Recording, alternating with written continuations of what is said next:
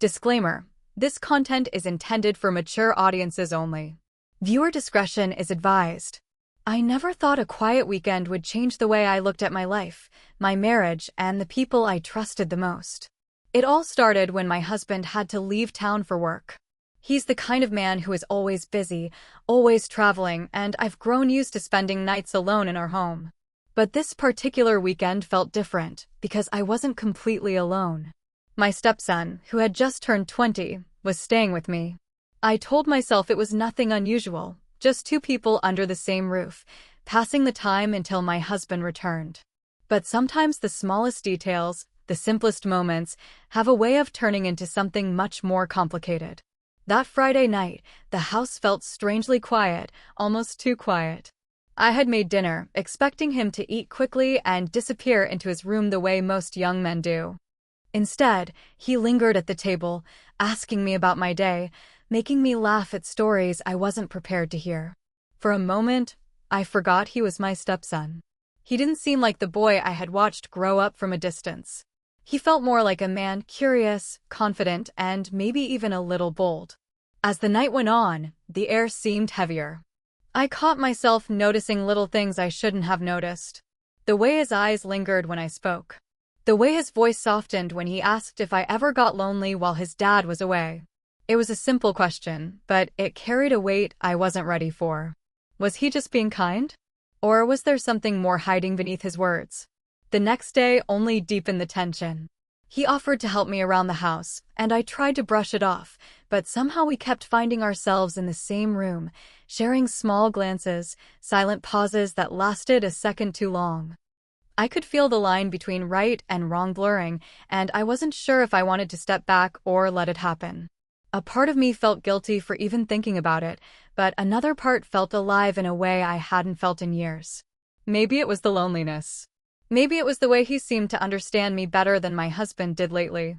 Or maybe it was just the danger of knowing we were crossing into something we shouldn't. Whatever it was, it made my heart race in a way that was impossible to ignore.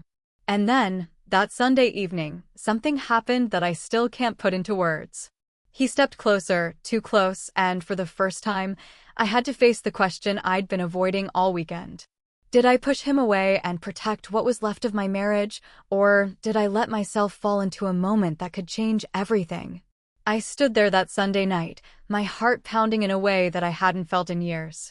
His closeness stirred something inside me, something I wasn't ready to admit even to myself. I stepped back, pretending to look for something on the counter, hoping he wouldn't notice the flush on my face. But I knew he had. He didn't say anything, though, just gave me that quiet half-smile that made me feel both nervous and strangely understood. The truth is, my marriage hasn't been the same for a while. My husband is a good man, but his work takes him away more than it brings him home. At first, I thought I could handle the distance, that love alone would fill the gaps left by his absence. But over time, silence settled into our house. Conversations grew shorter, and when he did call, it was all about business trips, deadlines, and what I had paid for the bills. I missed the days when we laughed for no reason, when he would hold me without saying a word. Somewhere along the way, that part of us faded. That's what made my stepson's presence feel so different. He was attentive in ways my husband no longer was. He noticed small things like the way I pushed my hair behind my ear when I was nervous, or how I hummed softly while cooking. He'd point it out casually, with a warmth in his voice, and it left me wondering if he was simply being kind or if there was something else he wasn't saying. On Saturday afternoon, we went grocery shopping together. It should have been nothing more than an errand, but it felt strangely like a date. He pushed the cart, making jokes, grabbing snacks he knew I liked, and teasing me about how I compared brands before choosing. People in the aisles looked at us, as if we were just a normal couple shopping together, and for a fleeting moment, I let myself get lost in that illusion. Back at home, I tried to keep busy, but the quiet moments between us became louder. He'd sit across from me while I folded laundry, asking questions about my past, about how I met his father, about whether I ever dreamed of living somewhere else. These were questions my husband never thought to ask anymore. And the way he listened, it was almost dangerous. It made me feel seen in a way I hadn't felt in so long. That night, after dinner, he helped me wash the dishes. Our hands brushed once, then again, and neither of us pulled away too quickly. It was such a simple thing, but my chest tightened with a mixture of fear and anticipation. Every glance carried a weight I couldn't ignore. I found myself lying awake later, staring at the ceiling, replaying every look, every word, and wondering if I was imagining it all or if he truly felt the same tension I did. Sunday arrived, and with it came the uneasy realization that my husband would be home the next day. I should have been relieved, but instead, a part of me felt restless. I wasn't sure if I wanted the weekend to end. My stepson moved around the house with an ease that made it feel less lonely, less empty. And yet, every time our eyes met, the unspoken question lingered between us. Were we about to cross a line that could never be undone? By that evening, when he stood too close, I realized the choice wasn't just about right or wrong anymore. It was about facing what I truly wanted, what I had been missing, and what it might cost me if I gave in. The tension was thick enough to feel in the air, and I knew that moment, whether I resisted it or surrendered to it, would change everything. That night, after he stood too close, I found myself pacing around the kitchen once he had gone upstairs. I told myself I was just overthinking, that he probably didn't mean anything by it, but my heart wouldn't calm down. The silence of the house only made the moment replay in my head over and over. I tried distracting myself with chores, but no matter how many dishes I scrubbed or how many times I rearranged the fruit on the counter, his nearness lingered in my memory like a shadow I couldn't shake. The real conflict wasn't just about him being my stepson. It was about me, what I was missing, what I had been longing for, and how I had convinced myself for years that I was fine without it. My marriage had become a routine of phone calls, schedules, and reminders, but not much else. Deep down, I wondered if I had started craving attention so much that even the smallest gesture from someone else could feel like more than it was. Or maybe it wasn't small at all. Maybe it was exactly what it looked like, a spark neither of us could ignore. Sunday morning, I caught him sitting outside on the porch with a cup of coffee. The way he looked up at me, with that mix of innocence and something heavier, unsettled me. I sat down beside him, telling myself it was harmless. We spoke about the weather, about his plans for school, about how his father was always away. But then he asked me something that nearly made me drop my cup. Do you ever feel like Dad doesn't really notice how amazing you are? The words were simple, but they landed like thunder. I laughed it off, said he was being silly, but inside I was shaking. Why would he say that? Was he just trying to make me smile, or was it his way of admitting something neither of us had dared to say aloud? Later that day, I tried calling my husband, hoping his voice would ground me, but the call went straight to voicemail. I left a short message and hung up, staring at the phone with a knot in my stomach. It almost felt like the distance between us was growing wider by the hour, and in that space, my stepson's presence filled the gap in ways I wasn't prepared for. The conflict deepened when a friend of mine, Lisa, dropped by unexpectedly. She noticed how comfortable he and I seemed together, how we finished each other's sentences while preparing snacks for her visit. She even teased, "You two get along so well, it's almost like he's not your stepson at all." She laughed as she said it, but her words made me feel exposed, as though someone had pulled back a curtain I was trying hard to keep closed. That night, while Lisa's words echoed in my head, I watched him play guitar in the living room. His music filled the house with a warmth I hadn't felt in years. It was dangerous, because every note seemed to whisper things I wasn't supposed to hear. I caught myself staring too long, and when he looked up, our eyes locked in a silence that said more than words ever could. By Sunday night, the house felt like it was holding its breath. Every room carried the weight of unspoken words. Every glance between us seemed louder than anything we actually said. I told myself that once my husband returned, everything would slip back into its usual rhythm. But with each passing hour, the tension only grew sharper, as if the weekend itself wanted to test how far we could be pushed before something broke. After dinner, I sat on the couch pretending to scroll through my phone, though my eyes hardly registered the screen. He was in the chair across from me, his guitar resting on his lap. The soft strum of strings filled the silence, and I caught myself watching his hands move, steady, deliberate, confident.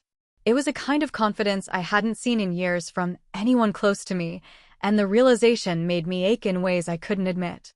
At one point, he set the guitar aside and leaned forward, his eyes fixed on me in a way that made it impossible to look away. "You don't have to pretend you're okay all the time," he said quietly. His words cut through me. How could he see what even my husband didn't? I tried to laugh, but the sound fell flat. For a second, I almost told him the truth about the loneliness, about how invisible I had started to feel. But I stopped myself. That line was too close, too dangerous. Instead, I stood up and went into the kitchen, needing space to breathe. But he followed, lingering in the doorway.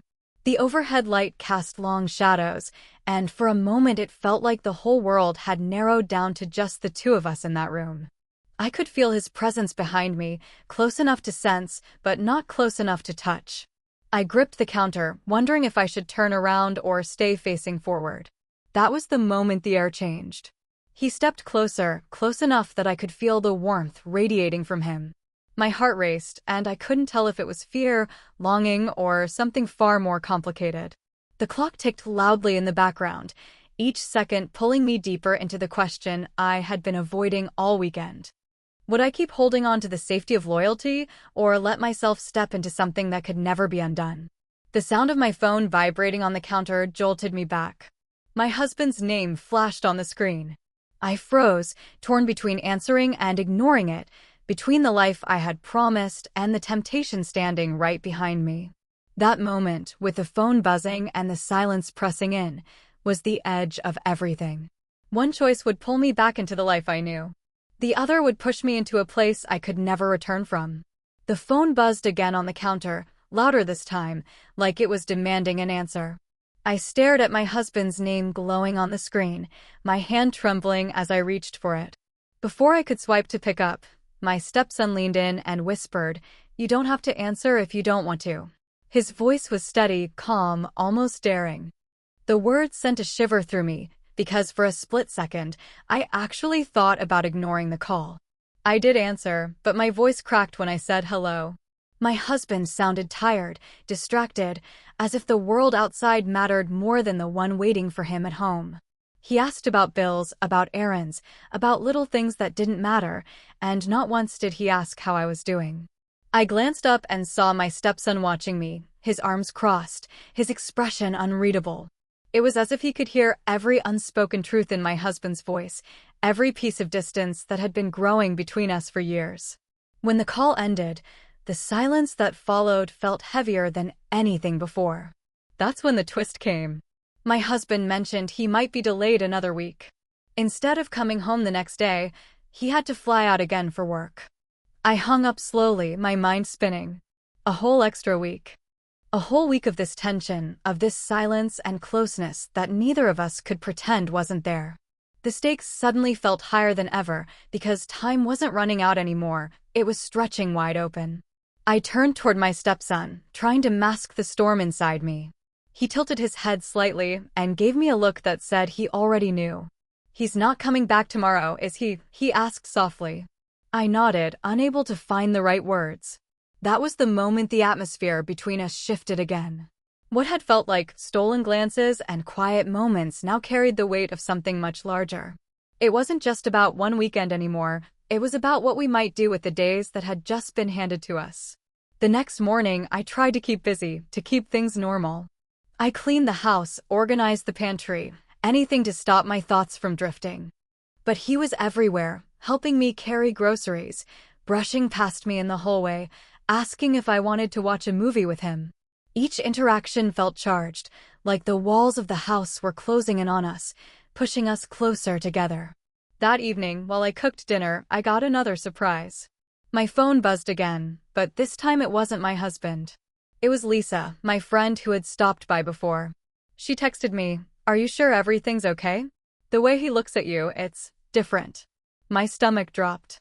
Had she noticed more than I realized? Was I slipping, letting things show in ways I thought I was hiding? The thought of someone else catching on made my heart race with a different kind of fear. When I looked up, my stepson was leaning against the doorway, watching me again. He must have seen the look on my face because he asked, "Bad news?" I shook my head, hiding the phone quickly. But deep down, I knew that things had just become even more complicated. Not only was my husband gone longer, but someone else had begun to sense the tension I was trying so hard to bury. The question now wasn't just whether I could resist the closeness. It was how long I could keep the truth from spilling into the open, and what would happen if someone else exposed it before I made a choice myself. The weight of the secret was crushing me. Every moment I spent in that house felt like walking on a thin sheet of glass, knowing one wrong step could shatter everything.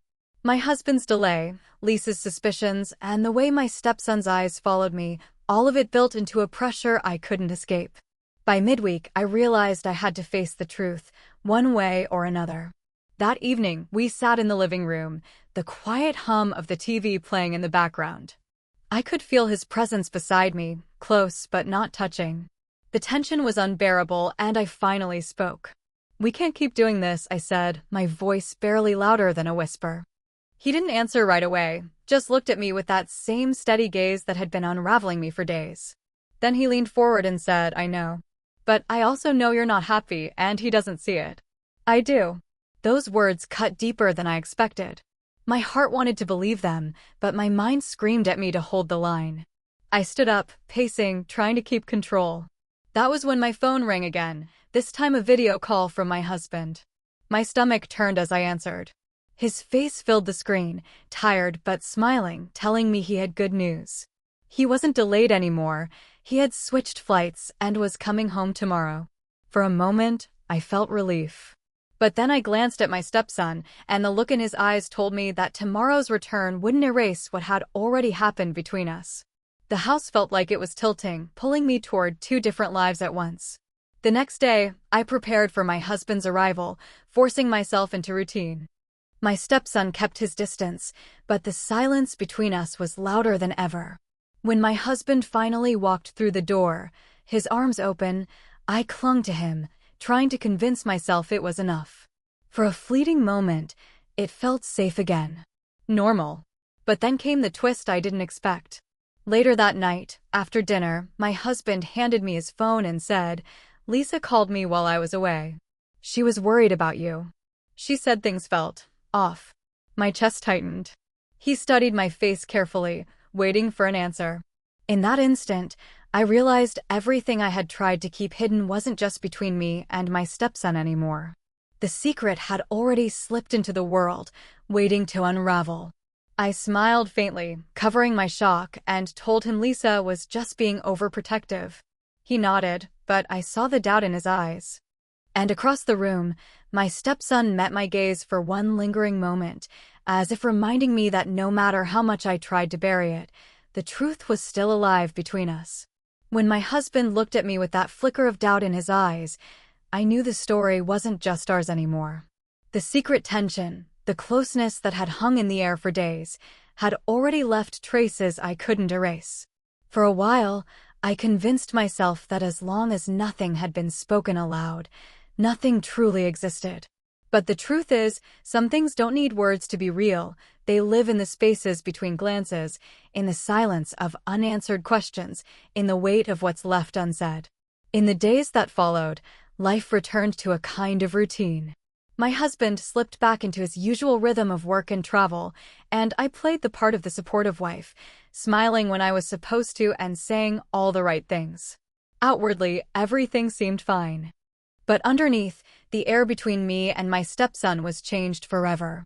We avoided being alone together for too long, speaking only when necessary, careful not to let anyone notice the invisible thread that had tied us so tightly over that one weekend.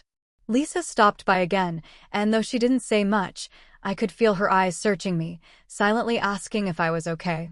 I gave her the same easy answers, laughing off her concerns, but deep down I knew she saw more than I wanted her to.